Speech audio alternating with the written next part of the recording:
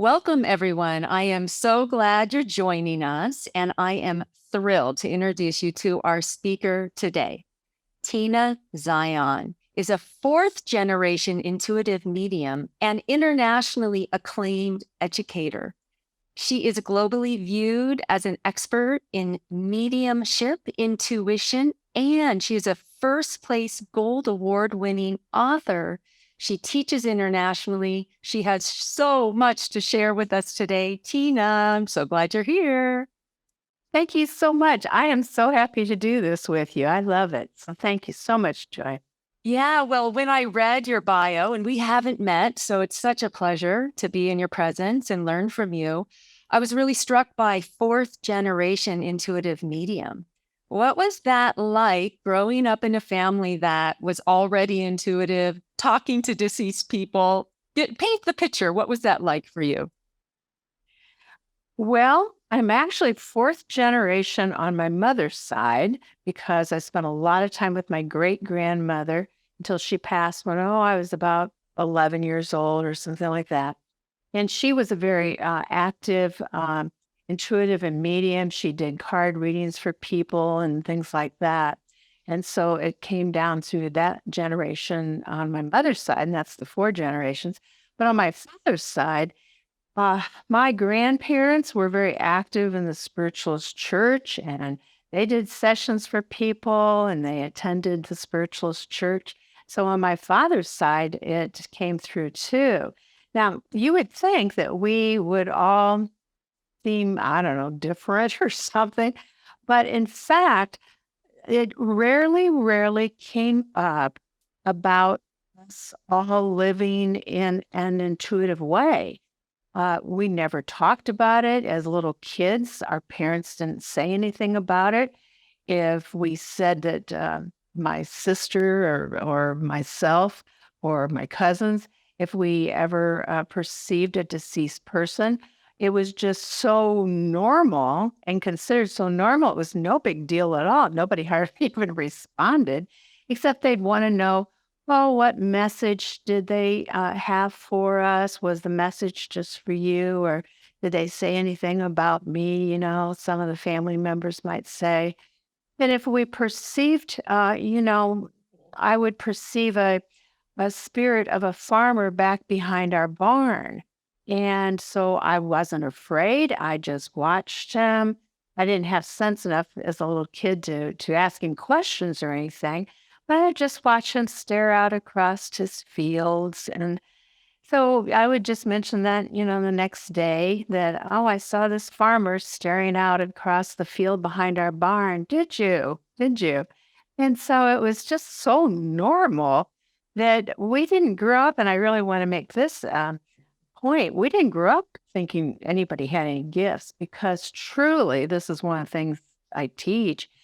This is not a special gift. We are all were made to be intuitive. It is part of our instincts to be intuitive. So it was probably not the big deal that many people think it is. It was so normal, nobody hardly ever even talked about it.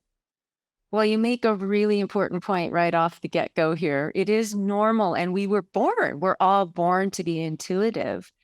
But I know that there are people who are listening who probably have some fears. You didn't as a child because you were raised in that environment. But it's common that people think, oh no, if I start communicating with the other side, how do I protect myself? Or I'm afraid of if it's a negative or a positive energy of a deceased spirit. So how do you instruct people to move through the fear, to protect themselves? Well, fear is never our teacher. It's never a teacher for us. And we are all very, very powerful. And the bottom line underneath everything I teach is how to really live and feel and know your own empowerment as an intuitive, as a medium. So I'm very, very strong, and I'm thrilled that you even brought that up. that we have a choice to either be a very powerful link in the system of the universe or a weak link in the system of the universe. And I want everyone to know too, we are much more powerful than we realize, but we're also much more in charge of the non physical world, believe it or not. And so I always go into a lot of detail about how spirits will respond to what we tell them they need to do, must do. And I love to help people, my living clients and the living students. I hope to help them realize that they are also the healer for the deceased as well, that we can help them out. So that's a very big, exciting topic that I talk about. Oh, there was like five things I want to ask you now based on Okay. what you just said. So we choose to be a strong link or a weak link. So that's a choice. I understand. So for everyone listening in who's ready to say, I want to be a more empowered link, I want to be a strong link. What are the action steps besides just declaring that choice? One of the action steps that I would like to bring up is that most people who feel like they fail or are failing to be more intuitive, to be a medical intuitive, so many people think that they're failing when in fact, what they're doing is they're working too hard. And so intuitives who want to be more intuitive, they start working really hard. And so they're looking all over the place for intuition and they're trying to find it here and there and everywhere. And what I would ask everyone to do is stop working at all. Stop working because we intuitives are actually antennas so that we are receivers of intuition. So the more we work at it, the more we get in our way to be a clear antenna of receiving is really one of the primary things that get in the way. So working hard is the exact opposite. Yes. You use the word intuitive, medical intuitive, mediumship. Could you define a few terms here? And then you also talked about working with the deceased as a healer, to actually bring energy healing to a family or the spirit. So maybe define a few terms here. What's the difference to start with between intuitive and a medium? Well, an intuitive is really picking up signals that have a lot to do with their own life, have a lot to do with the lives of their clients. So they're picking up signals and they want to be the most accurate as possible. But not all intuitives even identify themselves as mediums. But many intuitives are actually worried that they will see a deceased person. But a medium is someone who's intuitive, but is also willing to work with the deceased, willing to be the translator, listening to the deceased and telling their living loved ones. So so sometimes there's a great separation, and my hope for everyone is to become an intuitive and a medium very, very equally, and to be very empowered about this and not be afraid at all. That's really how I would describe this, especially the mediumship. Here's the one thing I love to tell people: the deceased are just as alive as we are, just not lugging around a physical body, but they're just as alive as we are. So if we can navigate relationships in the physical world, we probably can navigate relationships in the non-physical world as well. Yes, yes. And in fact, that's one of the things that I teach as well is how to be a helper for the deceased. Because one of the falsehoods that many people believe, even professional intuitives think, is that when we do leave our body, we go directly into the light. And that's just not my experience. My experience is many deceased people, because of their emotions and their focus on something in the physical, it could be their focus on their house. I had one deceased man who was very focused on his barn and would never leave the barn. So there's all kinds of reasons why not everybody leaves their physical body and goes into the light. And it's usually their thoughts, their emotions, even their fears. Sometimes I've had deceased say that they didn't feel like they deserve the light. I had one man that said he knows there's a light, but he's going to keep his back to it because he thought he was a bad person and he didn't deserve to go to the light. So there's so many individual things going on and so many individual reasons that they hang around the earth plane, just as many reasons as there are individuals, because we're still, especially if we stay around the earth plane, we remain very much an individual soul. This is powerful, and it's really important that we just recognize the communication is going both ways. So the deceased person might have messages for the loved ones left behind, but as a medium, it sounds like you often have messages to support them in their transition or family members. And so that communication can be extremely healing for all concerned. And I did want you to talk a little bit about what you mean when you use the term energy healer or healing, being an aid in the healing of the deceased person. Can you touch on that? Well, it's really the same, nearly the same as healing with a living person or healing with the deceased. And I used to torture myself all the time about what does the word healing mean, because it doesn't necessarily mean that we prevent death. And so many people think that they come to me and they feel like they failed because they didn't stop the death of someone. And so I fussed about that for a long time, but my divine and sacred guides finally got through to me, and they said, really, healing will be when we help a living person or help a deceased person to actually release a burden of some kind, and it brings them relief, so much so. And so this can happen at many, many different levels of life, of our soul, of our physical body, is when we bring relief. And a lot of times it's when we help someone release and give them relief from the fears that we have. It's like the deceased person that I mentioned that kept his back to the light.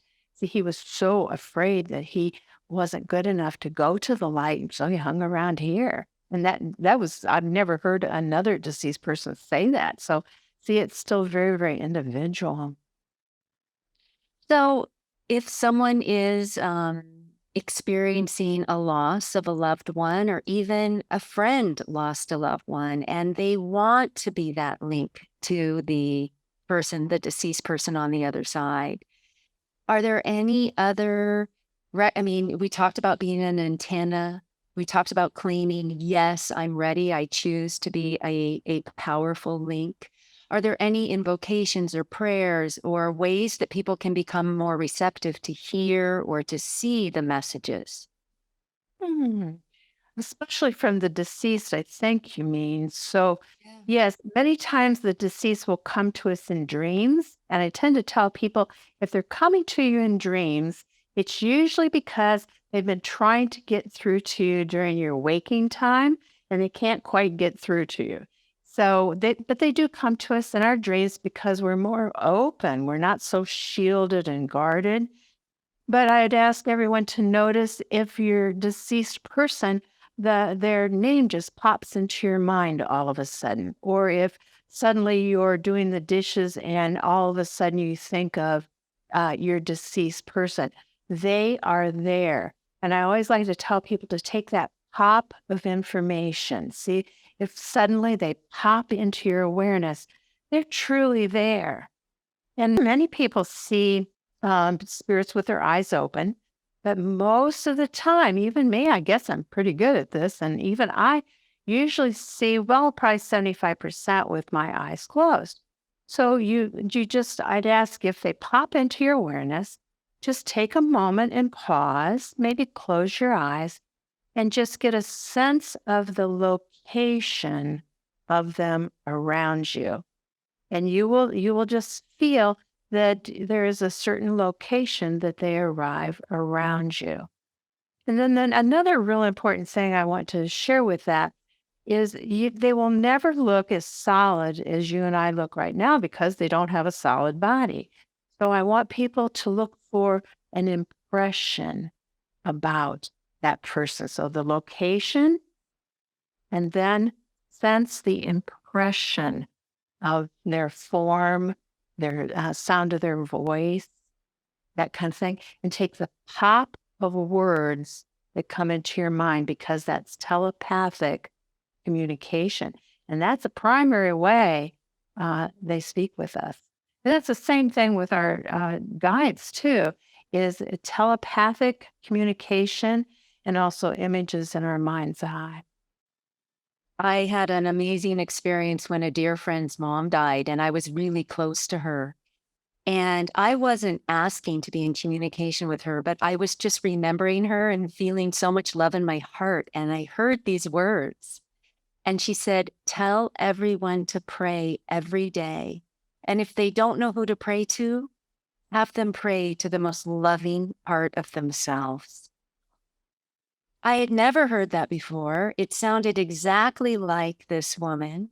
So I got to share that with all the brothers in the family, and it was just a really amazing experience. I mean, I am also feel that I'm highly intuitive, as everyone is, but having someone from the other side, I'm going to call it that, come to me with those words, it was really an impression. And it felt different, right? It didn't just feel like words in my head. It landed different. It wasn't how I would speak those words. So I just wanted to add that story to what you're saying. It's powerful, and it goes back to that beautiful topic that we were on, that everyone's intuitive. Well, but also everyone is a natural medium. Beautiful. And so your story was a perfect example. You didn't expect it. There it was. It was a different feel and different wording that came through to you. And it made sense to the living people, I'm sure. And so see, we're also natural mediums. It's really only people's fear that keeps this deceased person kind of away from them. It's really their fear that blocks them. Which might be why they come in dreams so often, like you said, Yeah. right? Or show up as little animal, butterflies or whatever they might do to just uplift us. But they're with us, and it's really profound. So let's talk about intuition a little bit too, because I know you say that the universe is constantly communicating with us, right? And there are 18 pathways of communication. Is that what you teach? Well, this 18 pathways, thank you for bringing that up too. It's a newer piece of information that my guides have given me. And they kept saying there's start teaching people that there's so many other pathways, so many pathways. And I said, well, okay, what are they?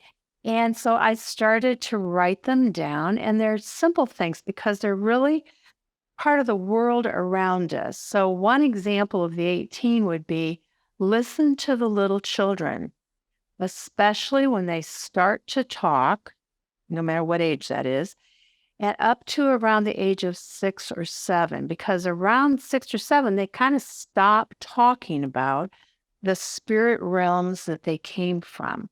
But before that, they say the most profound, beautiful things, and they'll talk about their past lives. They will talk about that the angel came in. I was asleep with my granddaughter, and she was maybe 5 years old, and she woke me up, and this was a nap in the middle of the day, and she shook me and woke me up, and she said, "Grandma, an angel came in just now and kissed me right here on the hand." Listen to the kids. I have goosebumps bringing it up. I love that. So I would consider children as one pathway. Nature is another pathway. Birds are messengers. looking at the clouds, and the clouds will have forms in them. Look at everything, animals. And when an animal keeps appearing in your life, the message is in how they live. So I was seeing those large water birds called cranes. They were flying up from under bridges and across the hood of my car. They were everywhere. And I thought, no, wait a minute. This is so weird. This is getting weird. So I just stopped and I thought, how do cranes live? Well, they stand in water and they wait for a frog or a fish to come by and they pluck it out of the water. Now I thought, they don't work at it. See, they don't work at their nourishment, that work at their living. And I was working very, very hard at that time. So that's how to discern messages from the really signals of information from the world around us. Our environment is full of information. And our environment isn't just the earth around us. It's wherever we're located right now, like you in the room that you're in, I'm in the room that I'm in. And that is right now our environment. And so there are signals in that. I could give you another example. Okay, great. TV and the computer that one woman told me. She actually is in the UK, and she said she was on her son's computer, and all of a sudden my picture popped up, and she said she wasn't Googling me. She didn't even know who I was, didn't even hear of medical intuition. And so, see, there's all those pathways. There's many more than I haven't mentioned, but that's an idea for people. Well, let's start with those two and maybe explore others. I really especially both of them. I love the emphasis on children, the innocence of children. They're new in their human bodies. They're sensing and feeling that world that they were in, energy world before they came to earth. So children are incredible messengers and they have such wisdom sometimes too. So that's powerful. And then the outer symbols and specifically in nature. So, what I'm hearing you say is just notice what we're noticing in nature, or notice any patterns that are showing up in nature.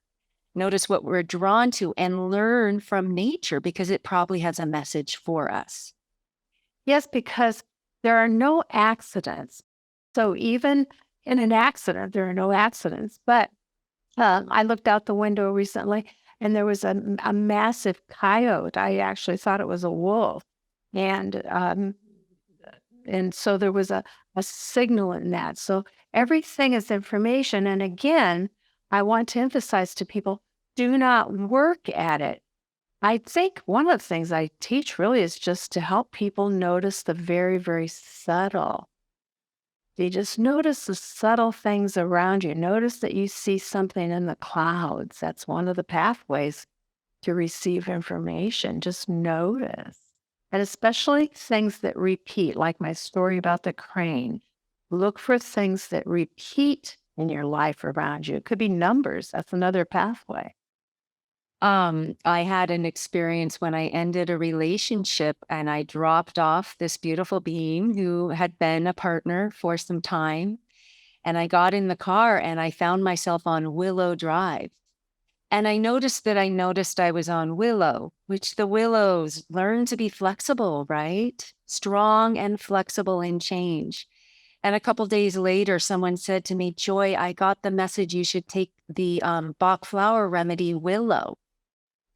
So I just, being a student of life, like you're talking about, these messages are available, these signs, these symbols, these numbers. Do you want to talk about numbers? Is there anything specifically around repeating numbers that you think are important for people to understand or know about? Well, it's important that the person, the individual, sort that out as an individual. But one example, I woke up in the night because I went to sleep early, and I woke up and it was 11:22 p.m. And so it's that combination that I keep seeing over and over again. And what I get from that is balance. There's a great deal of balance there. And so I'm just noticing having more balance in my life. So the numbers are very important. Many people will say they keep seeing the same number on license plates on cars in front of them at a stoplight. So it's all about really just noticing, especially what repeats. And when you notice and get the meaning, it will stop repeating, actually. And that's important. So let's talk about that. So we can notice what we're noticing. Then we can find out what is the symbology or what is the message. Then we need to act on that message. Well, it would be a good idea. There again, we we have choice in life. Every split second of the human life, we have choice. And that kind of takes me back to we have choice to be a weak link in the system of the universe or a very powerful link. And I want people to come away from my talk, my classes, my books, things like that, with a sense of their own empowerment. Not that I have the gift at all. Important. We are all empowered. Do you want to share any more of the pathways? I'm curious. Give us another one of how the universe communicates to us. Well, one of the other pathways, and of the many that I came across, is our physical body. And our physical body reacts to emotion, reacts to every thought that we think, and it also reacts in ways of symptoms.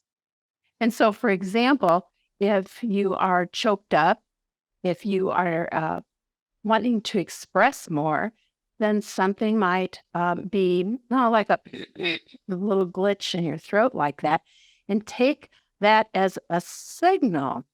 And in fact, let's say someone has a frozen shoulder or something, that is a signal of information about what we need to do, but also what is a trouble in our life, what's troubling in our life. And certain emotions do tend to go to certain locations in our body. This is great. Yeah, we're constantly being given these opportunities to tune in and to get the messages that can help us make changes in our life. Well, that's where the medical intuition comes in too, is that every thought that we think is an electrical spurt of energy throughout every cell of our body. So think about, are we thinking negative all the time about everything? We're sending negative signals into every cell of our body, into our energy field, and out to the universe. So thoughts, I really talk about that a lot, to be more and more and more in charge of your thinking and what you're doing with your thoughts. And thoughts and emotions tend to congregate, especially if they're negative, because they're more dense. They'll tend to congregate somewhere in our body. And they become that unresolved symptomology, don't they? So our thoughts can also keep us from being intuitive. And I know you have more ideas about self-limiting beliefs and, what really are the most important thoughts we can think if we want to live a more intuitive life. Hmm. What people to really understand how powerful we humans really are. And one example is that there's no reason really to be afraid of the deceased because, and it's a wonderful thing, they will do what we tell them to do. So if you, like, my simple example is I have a lot of deceased people who are drawn to me for all kinds of reasons. And sometimes I just need to sleep at night. And so I'll tell them, "You need to sleep tonight. Everybody has to get quiet. And I want you to wait in the living room and I'll meet you at 10 in the morning." Now, the thing is, deceased people are still real. They're still living people. And so please don't say something to them that you have no intentions of following through with, because they're real people. So they will sit and wait for you in the living room if you tell them to do that. So see, there's no reason, I hope, to take the fear out of this for some people, because the deceased will do, you have to mean it when you say it, but they'll do what we ask them to do. Including not communicate if there is a reason that we are complete with the communication. Yes, yes, absolutely. And to communicate is mostly telepathic thought because every thought we think is an electrical spurt. And always, I think I didn't even say this. Always take the pop that pops into your thinking mind. So a thought that pops, a word that pops, or an image that pops, because the pop, that instant pop, will always be the clearest piece of information. Because if we take that instant pop, our thinking mind didn't have time to get in the way, basically. Which is really the definition of intuition, that knowing without using the rational mind. So yeah, back to someone's listening. Lots of people are listening right now, and most people would probably like to grow their intuition so they can make better choices in their own life or help the people they love make better choices, have healthier, happier lives. What keeps people from being intuitive? What are the limiting beliefs and what are the replacement beliefs or behaviors too? Beliefs or behaviors. Well, most people are convinced, even people who come to me for mentoring, for me to help them on a private mentoring session to become more intuitive, they often begin with, Tina, I know that you have a gift. Can you help me share your gift? I said, I don't have a gift at all. You're as able to do this as I am. And so it takes some people a bit of time to really believe that, because and that this truly is not a gift. It's a choice. It's really a choice to notice, is really what it is, a choice to notice. And we can live in fear or we can live in awareness. This is really simply noticing the subtle. Like if suddenly someone's name pops into your mind and it's the name of your deceased grandmother, she's there for you. She's really there for you. I would ask people too to notice that I do not utilize deceased people as my guides, my medical intuitive guides, guides for other things. Um, that really the deceased people are not at that advanced level. So I teach a lot about how to know who you're working with as a guide and also how to make sure that you're working with someone at a very high level. This is important. So let's say someone feels they have access to a new guide, maybe through a meditation, a visualization, but this guide appears. What does someone do to ensure that they're working with a highly evolved, accurate guide? Well, one of the things that you can tell is how they look either with your eyes open or your eyes closed. The the ones who are not as advanced, and this is deceased people or guides, they tend to be closer to the ground, almost like they're standing on the ground or the floor. And they won't be bright and shiny and shimmery. And so that's one of the first things to notice is what's your sense? Do they feel kind of heavy or do they feel buoyant and light? Do they seem like they're right standing on the floor? Well, usually the more divine and sacred are very bright. Often they're not in human form, they are energy form, and they will be sparkly and shimmery. And so that's one of the easy primary ways to tell. For people who are a little more clairsentient, let's say they don't really hear things, they don't see things, they feel things. How can those people use their ability to feel like you're talking about? Maybe some people see the lightness, but other people just kind of feel the upliftment. How can people strengthen that and use that as their guidance system in their life? Just the Well, feeling. I would say that that is a primary pathway, though, is to feel those things. But my concern would be because a lot of people say, "Oh, I just feel things," or "I just hear things," or "I just." But notice that we are limiting the really the pathways for the non-physical world to interact with us. If we get it in our heads that we only feel, or we have it in our head that we only, I don't know, smell or only hear sounds, that's limiting all the other pathways that there are to receive information. So I really would say to people, well, up to this point, you're just feeling, but let's open up the other pathways for you so that it's a more well-rounded sense. And because it's really our thoughts that tend to lock us into one particular way we sense everything. And that is still a very, very profound sense. But there's also more. There's so much more. We are multisensory beings and we're We are. expanding. Yes, yes, and yes. I can only imagine your life must be full of fulfillment, helping so many people, and especially people who are wanting to reach out to their family members who's passed on. How about for people who are nearing death or families that are aware that, aging parents are about to leave the physical earth?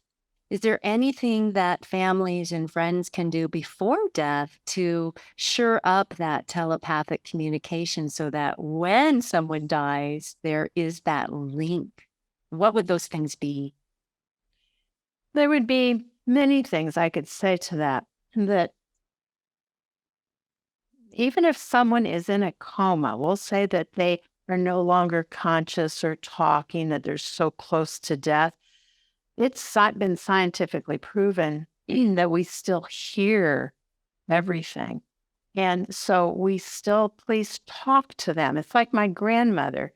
She stopped talking, and yet she was never passing. She was just there, and she didn't pass. And I got the signal she's waiting for someone to come and say goodbye. And I thought, well, who's not here? And it was her son that was not there. And he was, disabled in a wheelchair, long, long, long ways away. And we reached out to him. He came and she passed on just a few hours after that, after he came and they had that final moment. So, number one, realize that if they're lingering for a reason. Oftentimes they're waiting for someone to say goodbye to.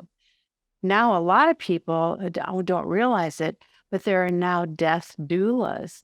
So there are a couple of schools that I've heard of, one in the States and one in Canada, that are teaching people how to assist people to cross over.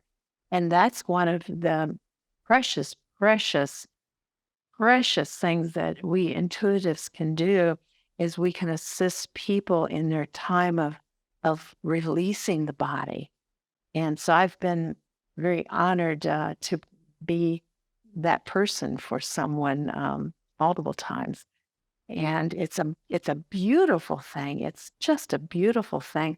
And I have to also add, and I don't ever bring this up, that I had a near death experience in 2016.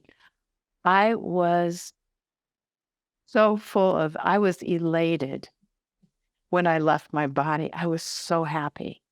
And so if we can start to adjust our thinking and our emotions about this, that I was violently ill, but when I started to release my body, oh my goodness, it was so happy. I was so happy. So I don't know if that answers your question. I kind of got carried away, but Well, it answered more than my question, and I'm sure really is inspiring. Plus, I just felt when you started talking about your experience, your leaving the body, I just felt so much grace and love and light and like your heart, it just completely expands in that. yeah. It feels like you bring so much love, so much heart to your work. And I don't know, I knowing that you educate, I know that you write books, you do workshops, you do readings. You wrote a new book recently, didn't you? Yes, my it's actually my fifth book, and I don't think I really even have anything to say for much, but I do have 5 books, so I must have something to say. That my latest book is Be Your Own Medical Intuitive, because people kept saying, well, I really don't have any urge to be a medical intuitive for others. I really want to focus on my self healing. And my publisher started asking me, you need to write a book about medical intuition for oneself. For 2 years, I kept going, I'm just not feeling it. I'm just not feeling it. And then suddenly I felt it. And so I wrote that book. Thank you for asking. It's called Be Your Own Medical Intuitive. And in the book, do you talk about some of the common symbols of different kind of symptoms in the body? Or tell me Oh, yeah. give us a nugget from the book. Give us a little. Yes, very much so. Well, and that body mind connection, and that's kind of a common term for it, body mind connection. It's really thought and emotion in the body connection. And so I have the charts and a little human form, and where certain emotions tend to congregate in a person. So an example would be very, very, very old anger tends to go to the liver. And so this is like anger that's been there for, 20, 25, 30 years or more. And where more current anger and arguments tend to go to the bronchial tubes. So it's just things like that. I want people to make that thought and emotion connection with their physical body, because our thoughts and emotions are more than just random thoughts and emotions. They are signals rushing through our physical body. Then I also, in my book, take it to very, very many, many, many precise healing steps to do for oneself. And so I'm very happy about that. I always want people to take action for themselves, their health, and their own life, not just talk about, the general concepts. Well, you're reading my mind. Of course, you're an intuitive. I was just, really gonna kind of conclude with that, and because it is so important that all of these messages, these pathways, these communications with our deceased friends or guides, it's not just receiving the information, it's taking action. So, do you have anything you'd like to share about the courage to act, knowing when to act? Anything about how people can feel more empowered to use their intuitive guidance to change their life? Wow, that's a power packed question. I know. I would ask people first to don't be hard on yourself, because people are always thinking they are failing at this. So simply relax and just begin to notice if you keep seeing the same bird all the time. Just notice and don't search for intuition. The intuition is just information, and it comes to us constantly, but nobody recognizes it, or at least very few people recognize it as intuition. Intuition is just information, and we are a vital, powerful link in this entire system of the universe.